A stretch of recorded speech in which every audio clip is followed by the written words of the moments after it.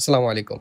অনেকে iOS 26 developer বেটা update দিয়েছেন এবং এই যে ট্রান্সপারেন্ট যে জিনিসগুলো, এই যে আমি যখন কন্ট্রোল সেন্টার বের করছি তখন দেখুন যে খুব একটা কিন্তু ভালো লাগছে না ডিজাইনটা। হয়তো ভবিষ্যতে এগুলো ইমপ্রুভমেন্ট হবে কিন্তু অনেকেই অলরেডি আপডেট দিয়ে ফেলেছেন। তো এই জিনিসটা কিভাবে একটু ঠিক করবেন, চোখে যেন ভালোভাবে আপনি দেখতে পান, এই জিনিসটা কিভাবে করবেন সেটা আপনাদের একটু দেখাবো। এই যে এই ট্রান্সপারেন্সি তারপরে এই যে এই জায়গাগুলোতে এই যে ট্রান্সপারেন্ট যে ইফেক্ট গুলো, এইগুলো কিন্তু আপনি সাময়িকভাবে বন্ধ করে রাখতে পারেন। সেটা কিভাবে করবেন? আপনি সেটিংস এ যাবেন, গিয়ে নিচের দিকে অ্যাক্সেসিবিলিটি অপশনে যাবেন।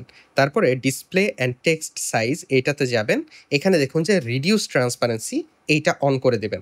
এখন দেখুন আমি যদি কন্ট্রোল সেন্টার বের করি, আসলে এটা সাময়িক একটা সমাধান, এটা অ্যাকচুয়াল কোনো সমাধান না। ইন ফিউচার আশা করি Apple এইগুলো ঠিক করবে, অ্যাক্সেসিবিলিটির দিকে একটু নজর দিবে। কারণ আসলে খুব একটা ট্রান্সপারেন্ট সব জায়গায় ভালো লাগছে না। বাট আপনারা যারা আপডেট দিয়ে ফেলেছেন তাদের জন্য আসলে আপাতত চোখে যেন একটু ভালো লাগে, সেজন্য এই কাজটা করতে পারেন।